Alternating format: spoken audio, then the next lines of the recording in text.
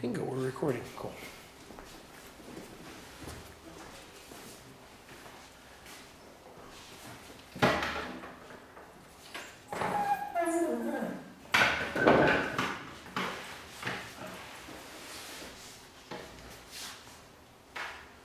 Okay. Anytime. I think we're your audience. All right. So hopefully this won't take up too much time, but today I'd like to talk about doing formal analysis in the 20th century and looking at ways other than melody and harmony to do formal analysis, particularly texture and timbre. And so that was kind of the idea for this project. It grew out of a Theory 4 paper that we did in Dr. Schaefer's class. He was kind enough to supervise it. So to start, and I know this is boring you guys because you've taught this for years, but form is really intertwined with tonality. When you teach it to students, you teach binary with the key relationships that happen with it when you teach ternary, and these are kind of the simple versions that you teach. And particularly with sonata allegro, key relationships are very important in that. And so, but this is really a classical idea from the classical period when form was more important than what was happening with the melody. And so as you went through the Romantic period, these boundaries started to get pushed a little bit, and by the time you get to the 20th century, kind of all hell breaks loose and form is kind of thrown out the window. But what I'd like to kind of talk about is how a sense of form is retained through this statement variation return principle, where it's really, really fundamental in music that you play something, you do something different, either with the same material or something unrelated to what you played, and then you come back to what you played in the beginning. And this is really important for audiences who aren't musically trained because it allows them to catch what's going on in the music, appreciate it a bit more, and understand what's going on. And so what I want to say is that when you do this with texture and timbre, you can get a sense of form that's not a traditional sense of form, in that you have the A theme, the B theme, and the A theme comes back. Instead, you have a similar relationship with what's going on with the timbre and the texture. And so this is why it's still important going into atonal music, and in particular, there are four pieces that I'd like to talk about, which are Stravinsky's In Memoriam Dylan Thomas, the fourth movement of Schoenberg's second string quartet, Farben from his 5 pieces for orchestra, again Schoenberg, and then a little bit about Webern's Concerto for 9 instruments. And so in these works, what we'll see is that texture and timbre provide areas for music to vary, to establish an area, to go to another area, and then come back to the first area, even when you don't have the harmonic content or the key relationships present in traditional forms. So the first piece I'd like to talk about is In Memoriam Dylan Thomas. It was written by Stravinsky in 1954. Dylan Thomas was actually on his way to visit Stravinsky to write the libretto for an opera that Stravinsky was going to compose when he just died out of nowhere. I think he was a bit of an alcoholic, and that probably contributed to it a lot, but... So was Stravinsky. Well, he made it a lot longer. Dylan Thomas got cut pretty short. But it sets, actually, Thomas's poem, Do Not Go Gentle Into That Good Night, which Thomas wrote about his father when he died. Although some people say it's actually about his father going blind, but that's literary criticism, not musical criticism.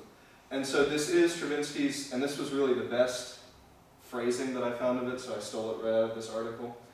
Initial endeavor in total pictorialization. However, in this piece, Stravinsky just uses a 5-tone row, not a 12-tone row. And this article is actually pretty interesting because it talks about the numerology that's going on in this piece and how 5 is a really important number. But for what we want to do, this, the serialization kind of shows up in the A sections. And what this piece does is it's subtitled Dirge Canons in Song. And so the beginning and the end are what Stravinsky labels dirge canons. They feature timbral alternation between a trombone ensemble and a string quartet. This occurs at the beginning and the end, and each time the A section is played by trombones and the B section is played by the strings. And at the very end, both sets of instruments are used for the somewhat non-functional cadence. So they just kind of land on, not even really a chord, but a bunch of notes stacked up. However, Stravinsky planned this piece very meticulously, and it's actually completely a palindrome. In the center, the tenor voice, which sings the poem, takes over for where the trombone was alternating. In here, that would be the little B's, and unfortunately, even in the paper, it was way too small to get the actual measure numbers written in there. But right in the center, marked by this little star, is the center of the palindrome. So this piece is really meticulously planned, and that really makes it easy to see a difference in both texture and timbre for this ABA form. So I want to talk about the dirge canons a little bit first, and once we go through them, I'll play a little bit, if you guys want to hear it. And these are polyphonic throughout. Stravinsky described the piece as entirely canonic, but that's not really true. Some people have said what he meant to say was it's entirely serial, and just wrote the wrong thing down, which is kind of hard to believe. But this section is really the polyphonic section of the piece. The timbre alternates back between trombone and, should say string quartet, sorry about that. And again, the numerology shows up here because you have 5 sections and it goes trombone, strings, trombone, strings, trombone. And so we can play a little bit of the dirge canon. And sorry, this is kind of quiet, so it's up on max volume.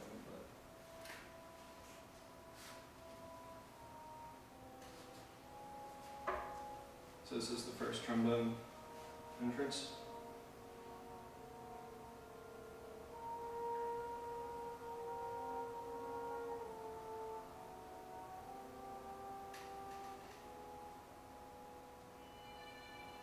And the strings take over. And there's actually a slight variation in texture because the strings move at roughly half the, not really harmonic rhythm, but the motion that the trombones do. The trombones are mostly quarter notes, and the motion's faster, but the texture kind of slows down for the string section. So then the trombones come back. That's kind of the point of it, and the same thing happens at the end, and it's not very fast, so it would take a while to listen to that thing. So in the center, though, what these A sections kind of surround is the song. And again, the texture here I think is really interesting because though Stravinsky describes it as canonic throughout, what he really does is uses polyphony as kind of the accompaniment to this vocal line. And so it sounds like homophony if you're just listening to it. You're like, oh, there's a vocal line singing, and you have this string accompaniment. But there are actually canons going on in the string accompaniment that you kind of have to listen for to hear. And so it's this kind of really cool texture where he's imposed 2 textures on top of each other. This is why I was confused.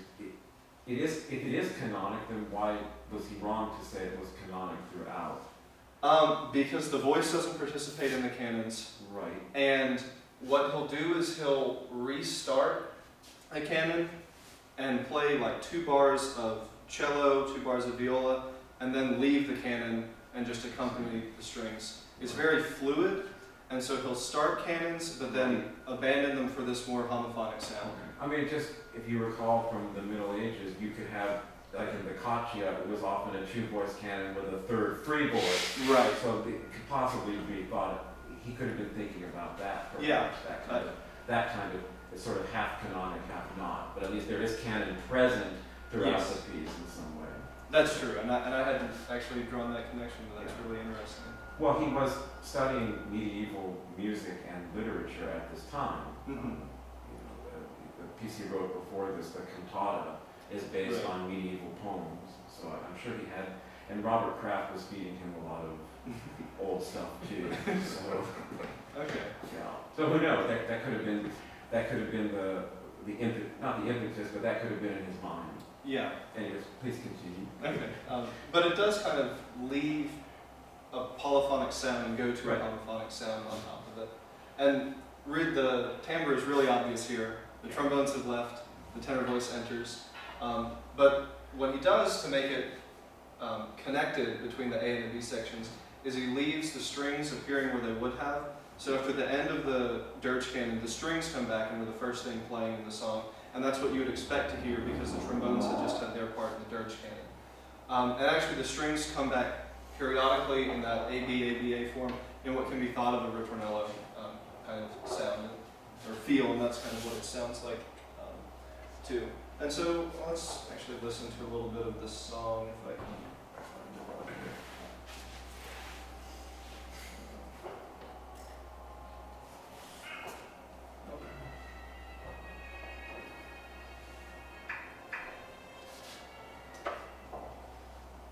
So it starts with this ritornello section that's going to return. And then this is where you can hear the canon kind of restart in the strings.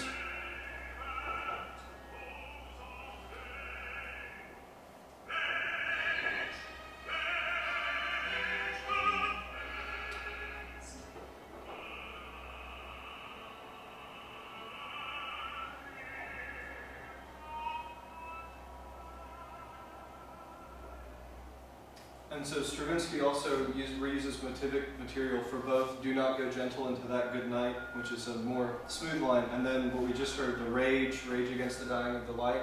And I think that's a good example of where the strings are really playing in a accompaniment to the voice. They serve to reinforce, it's really text painting. He has harsher harmony and harsher articulation to reinforce what's going on in the voice. And so that also gives it a little more relatability to your everyday audience member. But overall, this piece is really cleanly composed. It is a palindrome. It has potential numerological things around the number 5. And I think a lot of this comes from the fact that it was written in 1954. It draws on years of atonality that other people had been doing. So Stravinsky was able to make a really meticulously crafted composition. And what this allows someone who's looking at doing form this way to do is to take it and then go backwards in time. So we have the finished product that exhibits this really neat ABA form of the texture and timbre, and then we can go back and say, well, how did we get here, and how can we see form and things that were leading up to this point? And so going back much earlier to Schoenberg's String Quartet No. 2 in F sharp minor, movement 4. It was written in 1907 and 1908. It's his 10th opus, and it sets Stefan George's poem Rapture. I'm not going to try and pronounce the German because I know that you guys know German and would make fun of me. I'll give it a try. Entrückung. Close.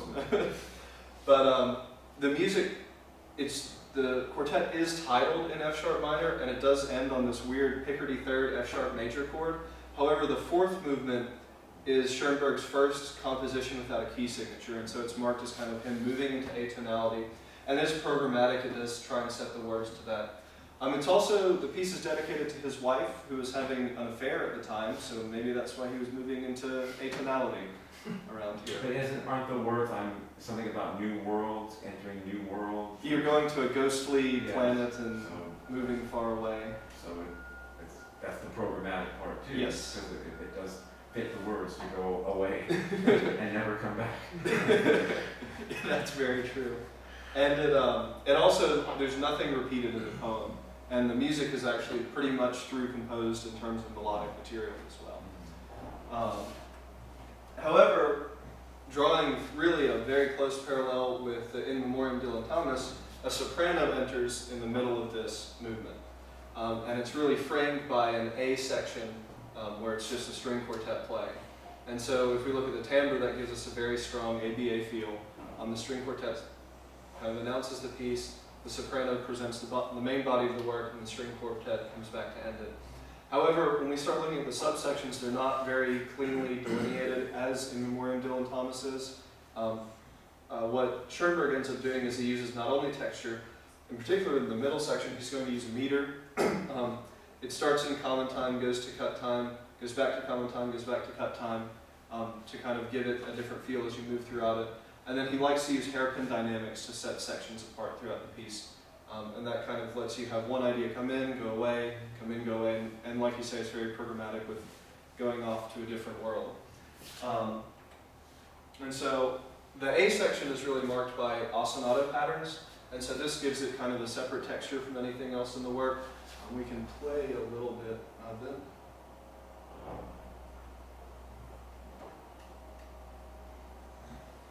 This one starts really quiet too. So. You're not able to play it through the system? I don't have my adapter for this thing. You don't need that. You just need the little 1/4-inch audio. Oh, plate. I didn't know that. That's for video only. Maybe this will. Show you. Just this little thing. Yeah. Yeah, got it in there. Got turned up a lot.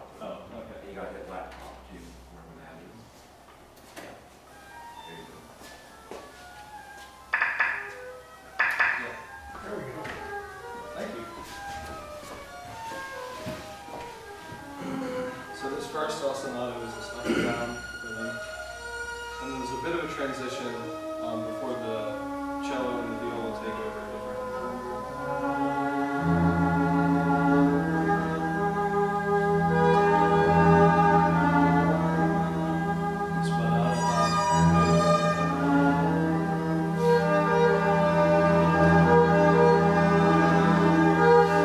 Crescendos to this climax that kind of ends the first A section. Oh, actually, I'm sorry. Now we have this ostinato pattern.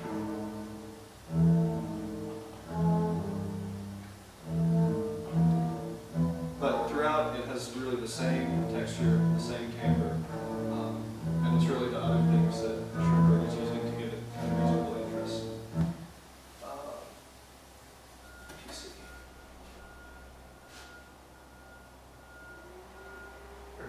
Okay. What? It's smart, but it's slow. It needs double time on the tests. But the B section is really, like I said, it's through compose, so it's really difficult to get any real sense of form out of it. The meter changes give you kind of structure if you're looking at the score, but if you're listening to it, you wouldn't really be able to tell that. And what gives it most interest is kind of the hairpin dynamics. And we can listen to a little of it, but it's really just It's not necessary. yeah. And so the interesting thing in the A prime section is he uses texture to give it kind of different feels. What he does is he passes this triplet motive throughout the different string instruments. And so what that does is it's not really a canon, but as it's going around, you hear it one instrument, you hear it the other, and you hear it again. And so that kind of turns your ear onto what's going on with that triplet motive, and does that a couple times, which gives it a little bit of substructure. But really, because this piece was at the very beginning of what was going on with his atonal work, he ends up using a lot of different materials to get kind of substructure to the piece. But it really, by framing this vocal line in a string quartet, which is very unusual, he really puts timbre at the front of the piece. And so you can really see that reflected well in Memoriam Dylan Thomas. With you have instrumental introduction that's not really related to what's going on in the center. You go to the center in this piece. You go to where the vocal line enters, and then you come back to what's going on. And here he does use texture to kind of support the timbral changes, but it's not really to the same degree at all as in Memoriam Dylan Thomas, just because of kind of the historical difference between the two. And then another piece I'd like to talk about is Farben. Farben is particularly interesting because of its role with Klangfarben melody, and again, my German is very poor. It was written in 1909, but the version that I looked at was the 1949 revision for orchestra. When he first wrote it, it was so thickly, there were so many instruments called for in the score that it basically was impossible to perform because you couldn't find all the instruments you couldn't find people to play all the instruments at the same time in the same place. And so he revised it specifically to facilitate performances of the piece. Interestingly enough, Webern also made a arrangement for two pianos, and it somehow it maintains kind of this idea of Klangfarben melody, somewhat, but not the same as the orchestral piece. And so it's kind of interesting because his publisher, when he made the revision, wanted a title, and they wanted him to have it as kind of a selling point. And so he came up with Summer Morning by a Lake, but he had associated Farben or colors with the piece for a lot longer. And that's really what's important because that describes how he's going to construct melodies in the piece, these color melodies. So this is this idea of Klangfarben melody, and instead of actually changing pitches or rhythms, you use changing timbres to construct the melody that you're going to use in the piece. Which was actually kind of cool because before recordings were available of this piece, there was a myth that it was all one chord the entire time and no new notes were played. But once recordings became available, that was pretty quickly dispelled. He does use different pitches throughout the piece, but there is still a chord called the Farben chord. They couldn't tell that from the score? I don't know. This is what a professional journal person was talking about. I don't know if they ever got their hands on the score. Well, it was published, as you say. Yeah, before it was recorded, probably. I believe some of these stories started actually with some of the early performers Yeah. who Maybe may not have looked at the score, but had performed it. and even though they should have been able to tell by the fact their note changed, Yeah. we've all played in groups with these people, so Or maybe there were mistakes in the part. perhaps, you never know. Yeah, maybe the revision actually changed it from a single chord. He was sensitive to the criticism. But of course, the trout is a change of note. Yes, you know. it is. And it's actually interesting because Although I was told it was a frog. I didn't know it was a trout. I heard it was I was told it was a frog. okay, John Ron told me it was that Schoenberg said it was. He said it was a trout. Okay. Something hopping in the water, in the lake. But and it's kind of interesting because in the score he says there are no motives that have to be brought to the front, but that's very clearly a motive that has to be brought to the front It's something.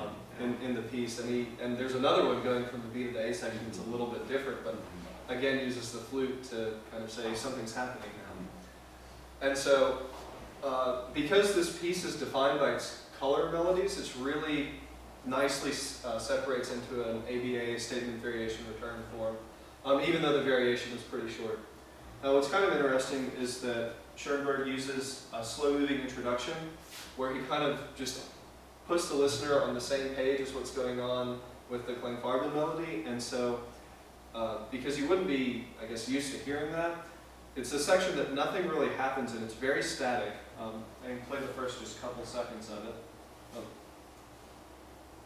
Or maybe I'll play the stuff at the end since we have to switch back and forth between the two things. But it's very static in the beginning, nothing really happens. And only about 12 bars into it does he actually separate out into a color melody, which is audible if you kind of know to listen for this technique and you're not listening for a standard pitch and rhythm melody. In the center then, what he does is he speeds up the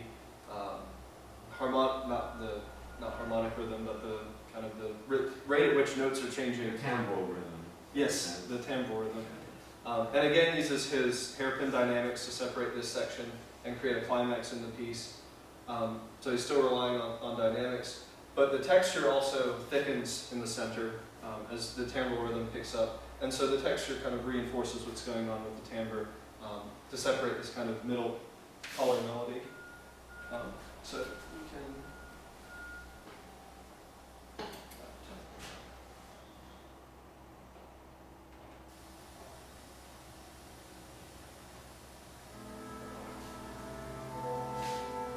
So the beginning is really this over and over again for 12 bars. It's not very interesting. I think that's about where it is. And so here is where the actual color melody, where you can hear the timbres building on top of each other, first enters. In this center. You can hear it pick up. This is part of the second color melody. And then at the end we go back to the first. And again, the motives are there even though he says they're not. But can something that tiny really be a motive? I think in this piece it can be because it's a very interesting event that's happening on top Does of he it. ever do anything else with it? That's- The motive implies development of some kind, doesn't it? Yes, and he does bring it back, so he'll, in the first time that the leaping trout or frog motive appears, is going kind of from the A section to the B section, and he uses a variant of it going from the B section back to the A section, but instead it's the bup, bup, bup, bup, bup, bup motive. But what's kind of interesting is instead of focusing on that, he uses the same timbre. It's presented in the flutes both times. So there's a little bit of it, I guess, in the kind of Beethoven sense of motive, no. Well, in the Schoenberg sense, in the sense of Of development development variation. yeah. Yes, I mean, if he doesn't do anything with it, maybe it's not a He motive. doesn't consider Maybe it's just another color. Right. In the color melody. Right. I guess it has been identified as a motive by like John Ron Yeah. in his analysis and Things things. semantics. That's true. What else are we going to argue? But it really does show the same sort of timbral alternation between A and B that we've seen in Moore and Dylan Thomas in the second string quartet. And so the last piece was the hardest one to kind of apply this technique to. It was Concerto for 9 Instruments by Webern, written in 1934. It was his 24th opus. It's based on it's 12-tone on a derived row. You have the trichord, the retrograde inversion, the retrograde, excuse me, and then the inverted. And it's kind of interesting if you look at his physical tables that he wrote out in his studio. Supposedly this one marks a significant change in his organization. He became much more organized starting with this opus. He drew lines between all of the different ways to manipulate this derived row, and it's very serial. And it was also dedicated to Strindberg's 60th birthday, which I found kind of interesting. And so, like I said, this kind of analysis almost breaks down. It's still barely there. It's not really the 12-tone style that makes it difficult to do.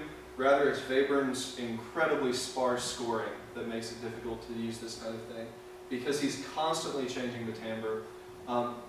It is Klangfarben melody, but I kind of think a better word is Hocket, because he's changing it so quickly, and it is different colors, but it's also different motives and things going on. Whereas in Farben, it's slower, and that kind of makes it so that the timbral changes last a bit longer, and it doesn't sound like it's popping between instruments, which you kind of get in this Hocket feel to the Webern piece. However, there's still a bit of texture delineation. The middle section features an almost homophonic section with clarinet playing on top of the keyboard accompaniment. Really the best way to get substructure for this piece, though, is to look at the score. The tempo markings, which are really not audible. I think if you were listening to this and you asked someone sitting next to you if they could tell you whenever a tempo marking changed or when the piece was retarding or accelerando, having an accelerando, they would not be able to tell you. Again, because of Webern's sparse style. However, these give you an ABA form in the score, which separate this middle section that has kind of a not quite but almost homophonic texture that you can kind of hear in the piece.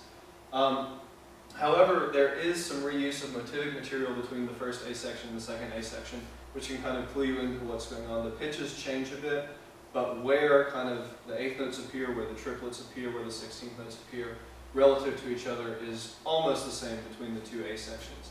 And so here, looking at other things that isn't harmony, melody, texture, or timbre really gives you the best sense of form. Which is kind of interesting, but not good for me when I'm trying to do it this way.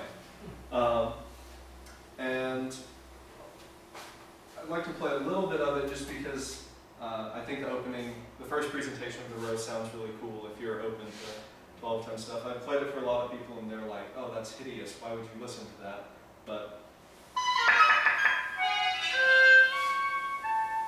I think it's a really good example of Klangfarben melody and kind of the Hocket feel of Webern's style. And you can really hear how it's moving through the different timbres.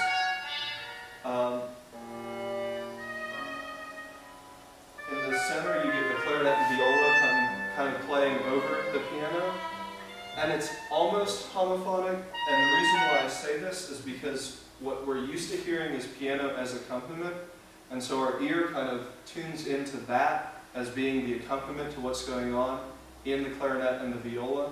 And while that might not be what Webern intended, it can come across as that to the listener, and so you can get this almost homophonic section in the middle of the piece.